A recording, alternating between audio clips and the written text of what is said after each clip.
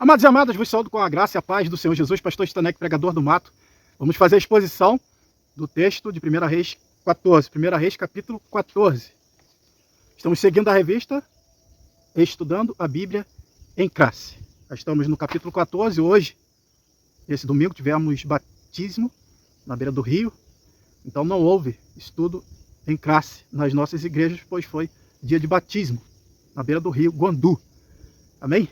Mas nós vamos fazer a exposição, você não pode ficar por fora, não pode perder, na verdade, nenhum desses capítulos dessa história, dessa narrativa maravilhosa da palavra de Deus, acompanhando a vida do rei Jeroboão.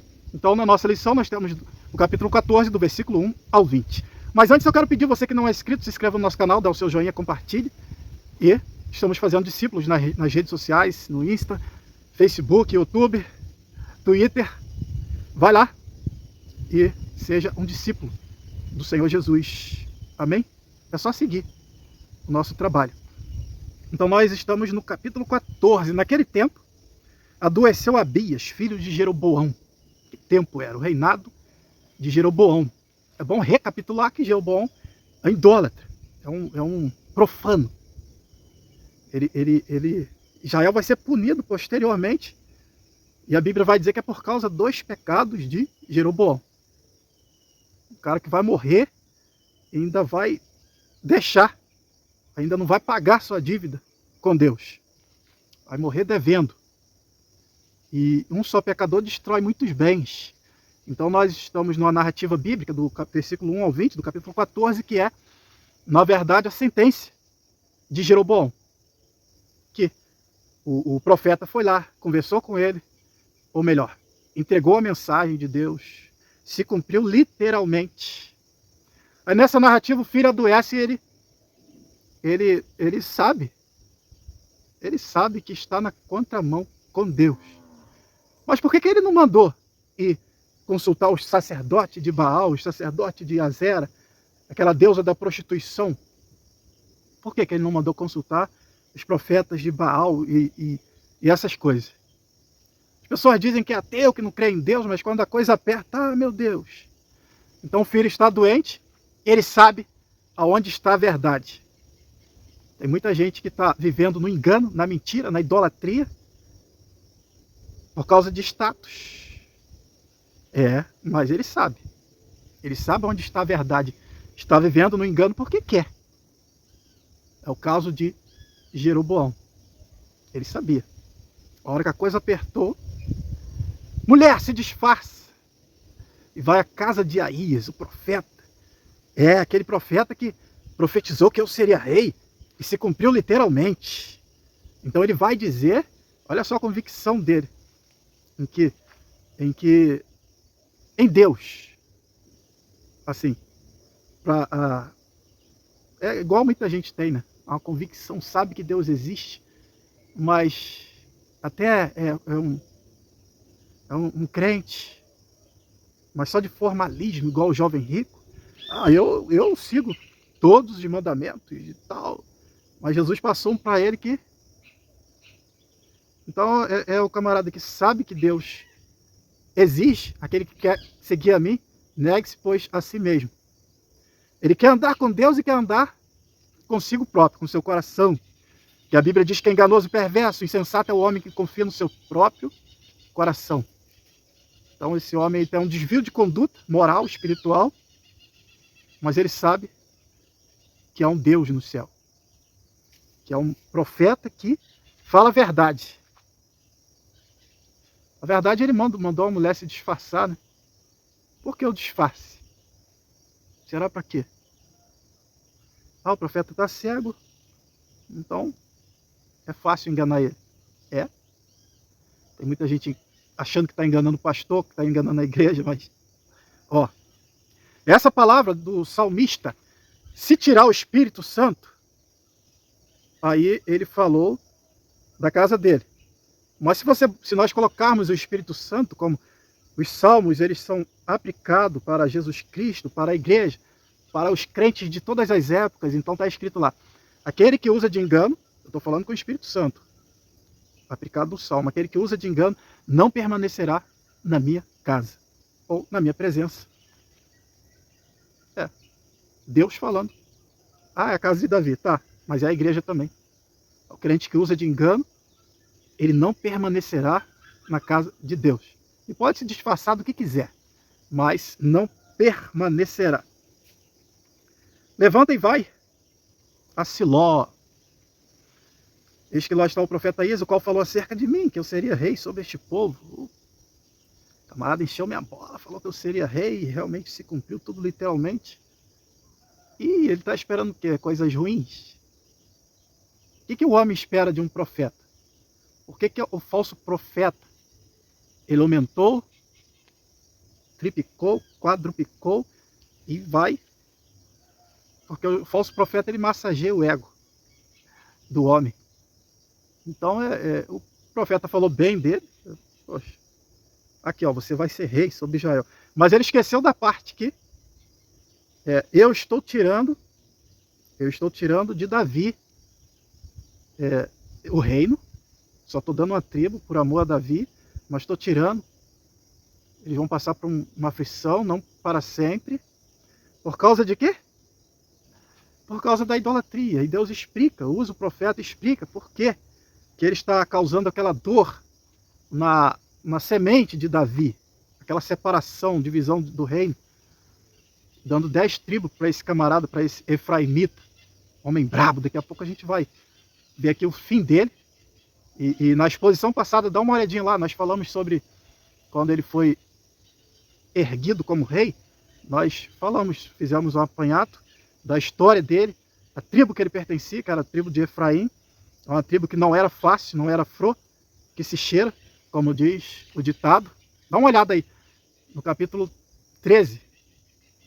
Nós estamos dando uma apanhada aí na biografia desse homem. Dá uma olhada aí no capítulo 13, capítulo 2, a sequência, nós estamos vindo na sequência. Você que está chegando aí agora, pega lá na sequência o estudo sobre Jeroboão, vale a pena. Então, o profeta está ceguinho, e ele vai falar bem de mim de novo, ele vai. Ele não vai. O que ele vai falar do futuro rei? Abias, meu filho, meu herdeiro. Então, não pode morrer. Não sei o que ele pensou. Sei que ele fala para a mulher, levanta-se e disfarce. Só que aí o Senhor vai lá e fala com o profeta. Interessante aquela história, né, do profeta Eliseu. O rei ficou desesperado quando o rei de Israel mandou a carta para ele. Estou enviando meu servo para você curar. O rei de Israel rasgou a roupa em desespero. Eu por acaso estou no lugar de Deus? Quem sou eu para curar? Eu não... Ai, desesperado. Aí o profeta Eliseu falou, manda ele vir a mim. Vou mostrar para ele saber que tem Deus em Israel, que há profeta em Israel. Aí ele vai a Eliseu. Só que nesse intervalo, que Eliseu manda vir a mim, Deus fala com Eliseu. Manda vir a mim. Aí já foi lá para a casa dele, já tinha um endereço. Mas aí Deus fala com Eliseu, para nem conversar com ele, manda ele lá e mergulhar 7 vezes no Jordão. Deus fala com o profeta. Aí ele, poxa, achei que ele ia sair, ia colocar a mão sobre a enfermidade. Quebrou todo aquele orgulho dele. E ele foi orientado e mergulhou e foi curado. Deus fala com o profeta, Deus mostra o profeta. O profeta sofre, porque ele vê. Deus mostra.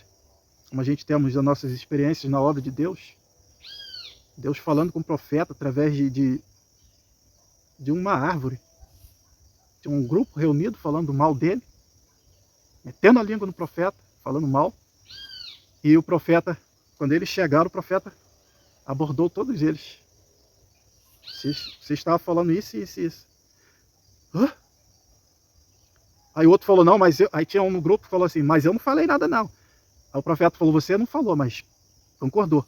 Balançou a cabeça. Concordando. Então, é incrível a forma que Deus usa um profeta. E, assim, não está em extinção, porque Deus levanta profeta a hora que Ele quer. E Deus tem muito profeta sobre essa terra. Deus fala, Deus mostra. E a pessoa toma aquele impacto, aquele susto. É o que vai acontecer com a mulher de Jeroboão. Antes de chegar, antes dela chegar, Deus fala com o profeta: a mulher de Jeroboão vem a ti disfarçada e você vai falar para ela isso, isso, isso e isso. E era sentença para Jeroboão. E quando ela pisou na porta, então não adianta o disfarce. Tem muito crente disfarçado. Acha que está enganando. Mascarado com pecado. E ao Senhor nosso Deus, ninguém engana. Aí vamos lembrar aí do disfarce de Acabe. Você lembra? Ah, você se veste. Você bota... Olha só a astúcia. A astúcia dele contra Josafá. Bota as vestes reais. E eu vou me disfarçar aqui, rapaz. Eu vou... Aí a Bíblia diz que uma flecha, um frecheiro, aleatoriamente, esguichou a flecha, espichou e... Endereço certinho. Acabe. Não adianta disfarçar. Ou é, ou não é. Pergunta de Deus para o crente que está mascarado. Em casa é uma coisa, no trabalho é outra, na igreja é outra. Faz o que o Senhor proibiu. Como Acã. Acã virou uma farsa no meio do povo de Israel. Estava lá andando para lá e para cá, sorrindo, festejando, mas a vida dele virou uma farsa, porque a cunha estava escondido lá, era um amaldiçoado. E tem muito crente que a sua vida é uma mentira. É uma mentira, e de vez em quando ele vai na igreja e Deus usa o pastor e ele... Ué, falaram da minha vida para o pastor. Ninguém falou nada. É o próprio Deus. Fala e repete, como ele vai dizer para Israel depois: eu enviei a vocês profetas, madrugando e falando. A pessoa continua na mesma idolatria. O que é idolatria? É aquilo que rouba o centro das nossas atenções. Amarás o Senhor teu Deus sobre todas as coisas. Tem crente que tem um bezerro.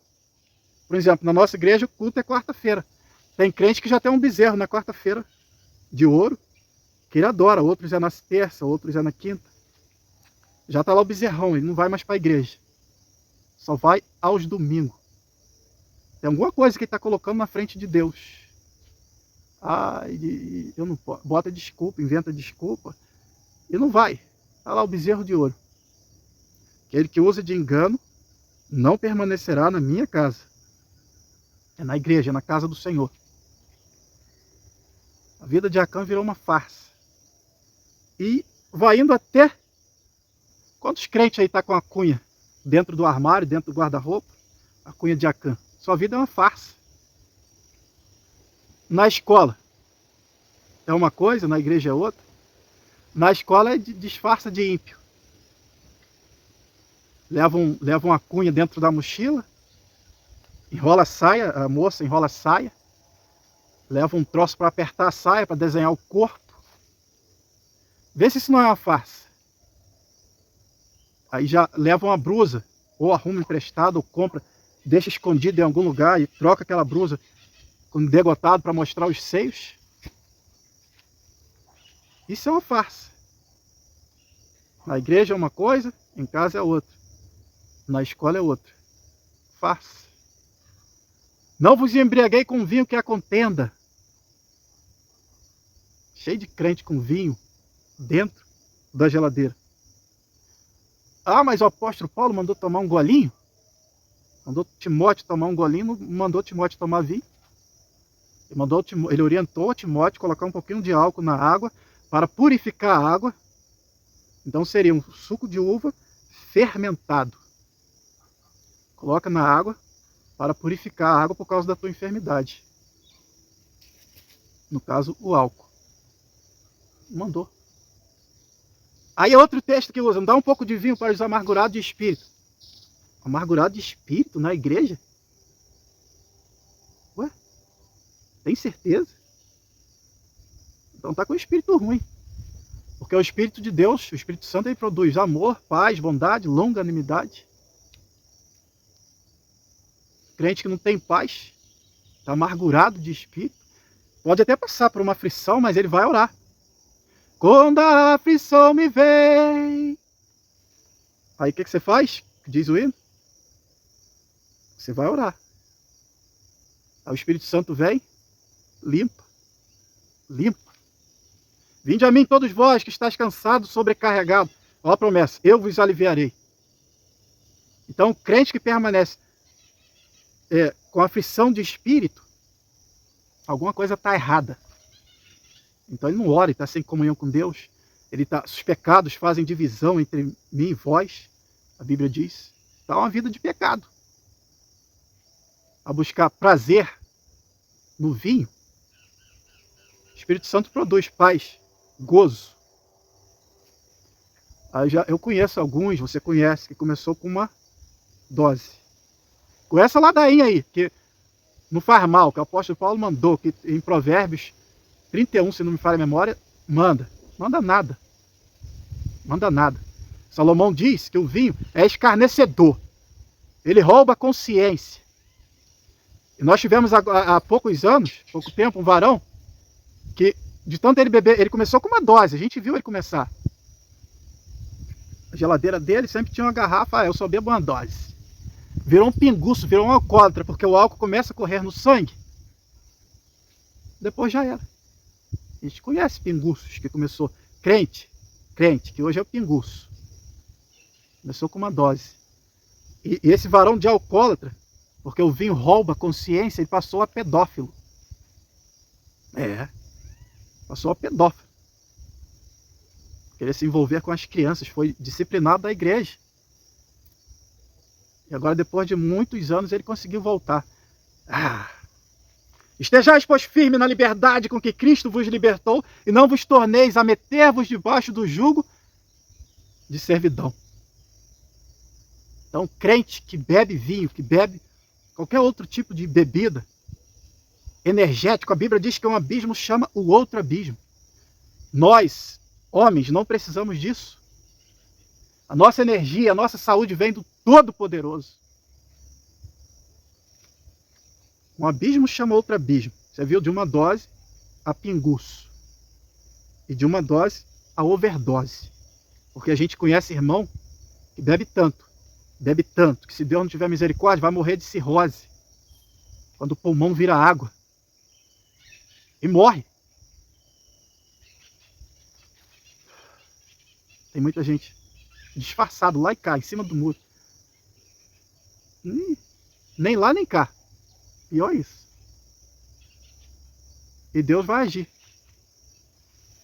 Deus vai agir. Daqui a pouco vem a sentença. E pior que fica flertando com o pecado, nos traz à memória Sansão.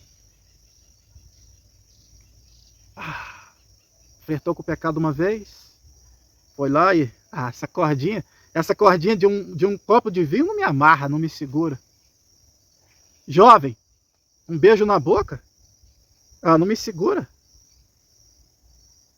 Não, eu sou forte. Aí vai flertando com o pecado, entre outros. Porque beijar na boca é lascívia, é desfrutar da moça, a moça desfrutar do rapaz sem estar casado. É pecado.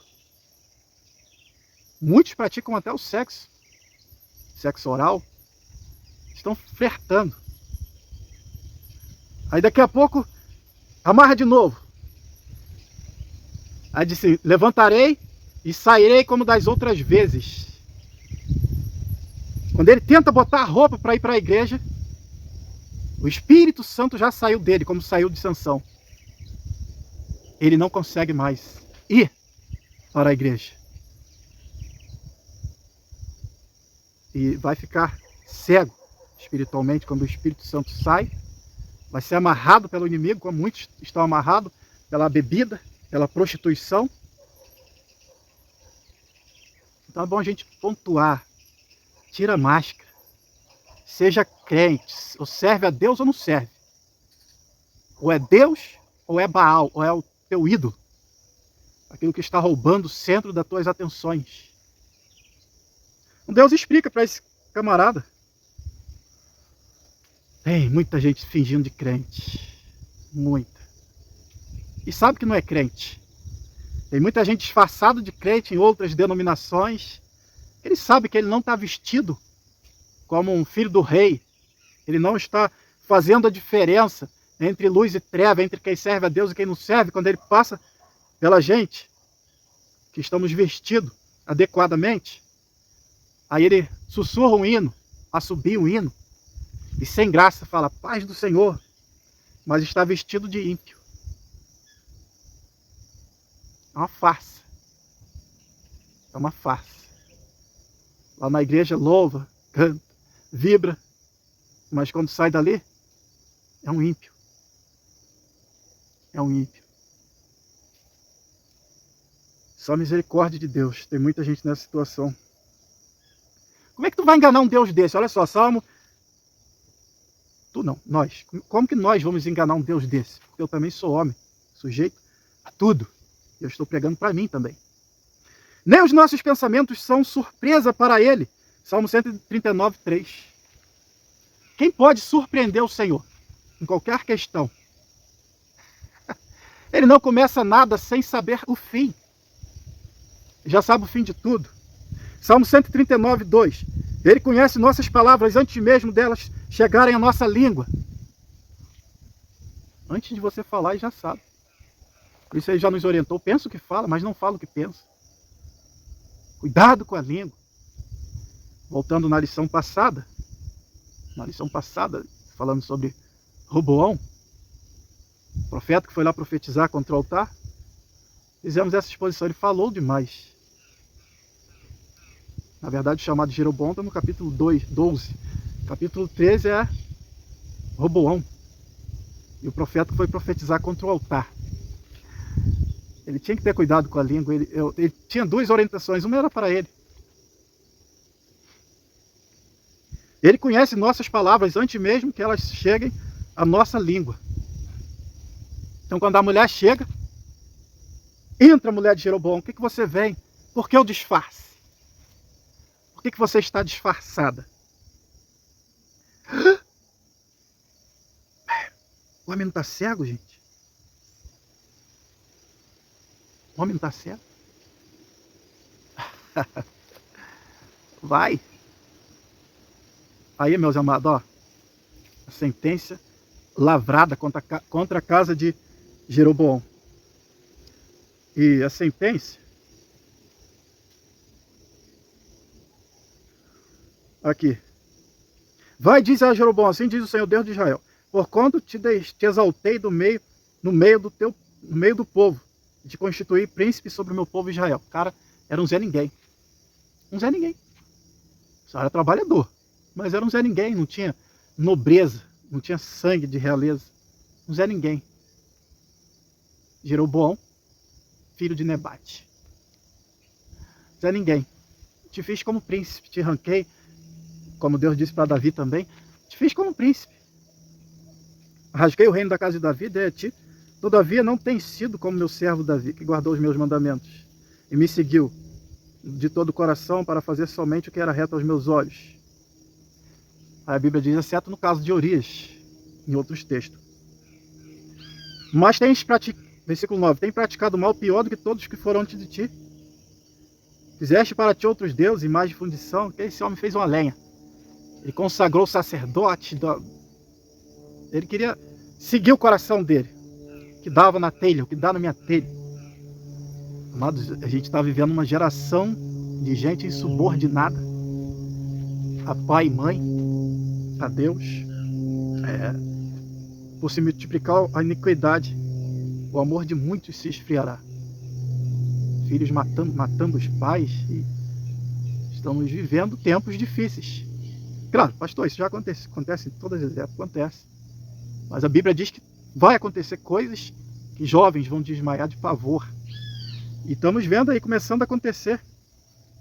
Então Deus diz para aí, você foi pior do que todos, para provocar minha ira e me lançar-te para trás das tuas costas.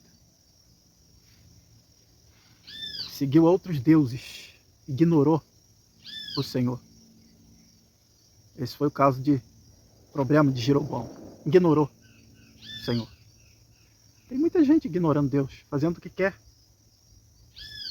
deixando de ser servo, mordomo do reino, para fazer o que quer, seguir o coração. Interessante que Salomão diz para o jovem: segue o seu coração, mas saiba que de tudo Deus trará juízo. Deus vai pedir conta. Ele está pedindo conta aqui a Jeroboão. Levanta-te, pois, e vai. Entrando tu na cidade, o menino morrerá. Versículo 12. Você levanta e volta. A mensagem que eu tenho para você é essa: entrando, você na cidade, ao pisar no limiar da porta, o menino morrerá. Eita. Não sei, devia estar esperando coisas boas, como a primeira profecia. Você vai ser o rei de Israel. Eita glória. O Senhor, porém, levantará para si um rei sobre Israel, que destruirá a casa de Jeroboão nesse dia, e agora será. Ferirá o Senhor Israel como se agita a cana das águas, arrancará Israel desta boa terra que tinha dado a seus pais, o espalhará para além do rio, porquanto fizeram os seus fortes ídolos, provocando o Senhor a ira. Entregará Israel por causa dos pecados de Jeroboão, a qual pecou e fez pecar Israel. Ele pecou e fez pecar Israel. Quantos líderes, né? Peca e faz pecar a igreja. Desobedece o Senhor e a igreja faz a igreja pecar. Então a mulher de Jeroboão se levantou e partiu e veio para Tirzes. Chegando ela ao limiar da casa, o menino morreu. Palavra na boca de um homem de Deus. Morreu. E agora? Eita.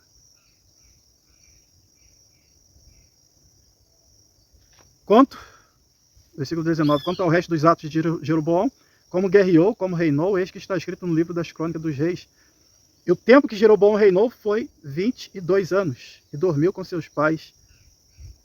E Nadab, seu filho, reinou em seu lugar. Ferirá o Senhor Israel. O Senhor levantará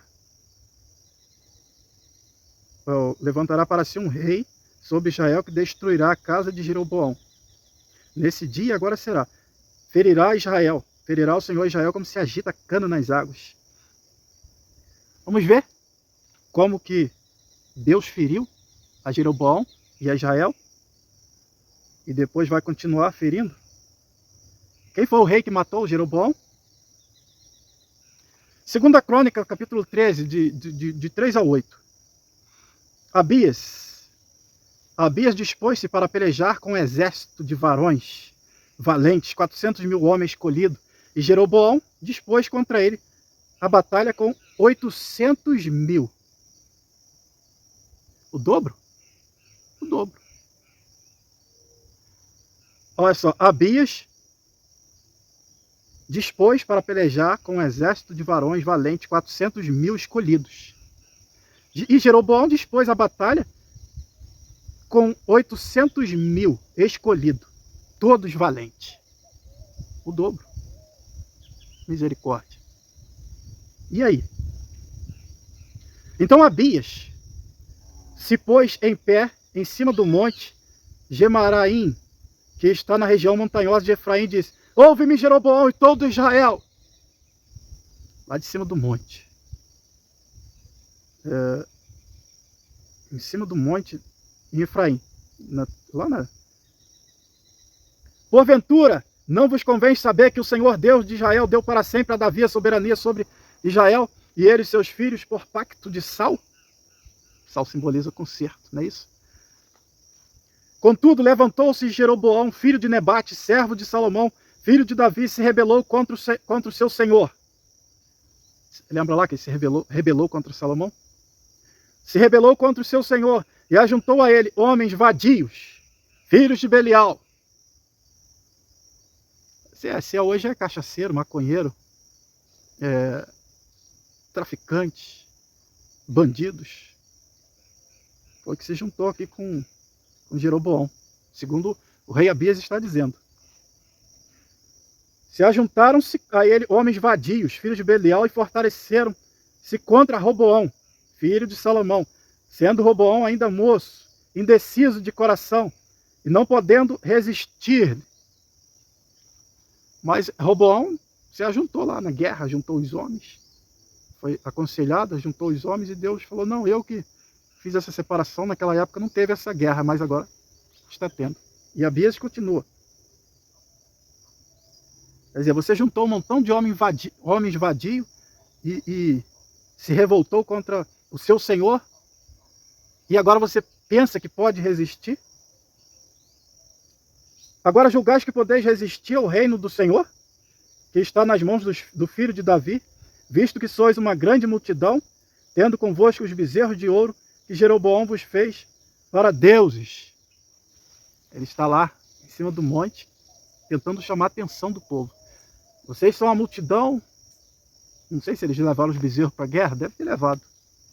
Porque os povos tinham esses costumes de levar os seus deuses para a guerra. Esculpido numa madeira, um bezerro carregado, como carregavam a arca, eles carregavam um bezerro de ouro também. Certamente num padrão bem menor, porque o ouro pesa. Não sei, eu acredito que sim. Visto que sois uma grande multidão, e tendes convosco os bezerros de ouro que Jeroboão vos fez para Deus. Estava lá os bonecão, os bezerros de ouro. Esses são os deuses que tiraram vocês do Egito. Aí vai, é um problema.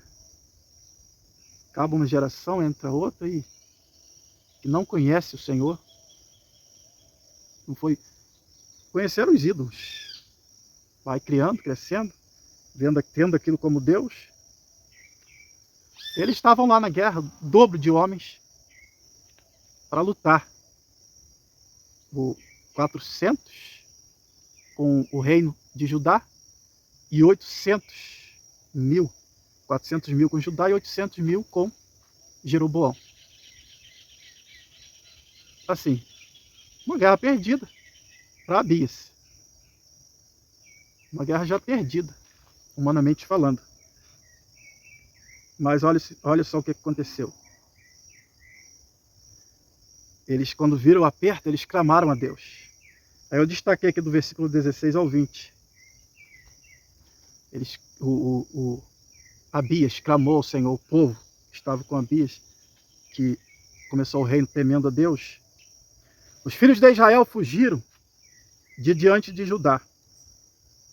E Deus os entregou nas suas mãos, de maneira que Abias e o seu povo fizeram grande matança entre eles, pois que caíram mortos de Israel 500 mil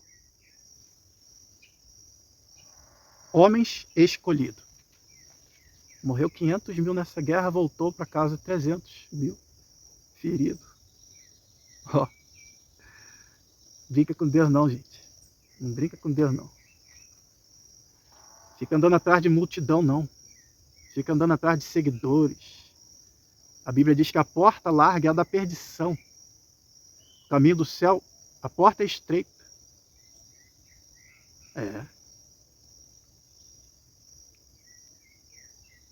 Assim foram humilhados os filhos de Israel naquele tempo. E os filhos de Judá prevaleceram, porque confiaram no Senhor, Deus de seus pais. E Abias foi perseguindo Jeroboão e tomou-lhe cidades, Betel e seus arrebaldes. Betel, casa de Deus, onde ele colocou o ídolo lá, o bezerro. Gesana e seus arrebaldes, e Efron e seus arrebaldes, ou seja, as cidades em volta. Jeroboão não recobrou mais a sua força nos dias de Abias, e o Senhor o feriu, e ele morreu. Foi derrotado. O Senhor o feriu, e ele morreu. Cuidado, gente, com seguidores. Maior é o que está em nós do que o que está no mundo. Cuidado, a igreja. ela não se mistura. Ela tem que brilhar nas trevas, ela tem que levar a luz. Então, Jeroboão se mistura com as nações, com os ídolos, com os deuses, com as mulheradas. E o fim é esse. O fim é esse. Ainda não é o fim. Vamos continuar aqui, já estamos chegando ao final, mas vamos ver lá o fim mesmo de Jeroboão. 1 Reis 16, 2 e 3. Porquanto te exaltei do porte e constituí chefe sobre o meu povo, e tu tens andado no caminho de Jeroboão, e tens feito o meu povo de Israel pecar, provocando minha ira com os teus pecados. Eis que exterminarei os descendentes de Baasa e os descendentes da casa dele. Sim, tornarei a sua casa como a casa de Jeroboão. A casa de Jeroboão foi extinta. Mas isso porque ele pecou contra o Senhor e deixou. Você vê que andou nos caminhos de Jeroboão, ele deixou um caminho. O camarada peca, transgride e deixa um caminho para os filhos. Um mau caminho. O caminho das trevas. Esse é um péssimo legado que um homem possa deixar. Um caminho de mau caráter. Um caminho de ladrão, um caminho de pinguço. Se você está aí bebendo dose de vinho, cuidado, um abismo chama o outro. Você está trilhando no caminho de pinguço.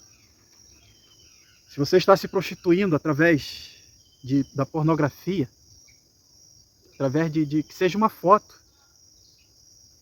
As fotos, os vídeos, alimentando a sua carne com lixo, com a mente cheia de lixo, de novelas, de séries, de filme. Cuidado. Esse é o caminho que você vai deixar? Temos que deixar para nossos filhos um caminho de santidade, de fidelidade, de temor a Deus, de verdade. Que Deus te abençoe. Até a próxima exposição, se o Senhor nos permitir.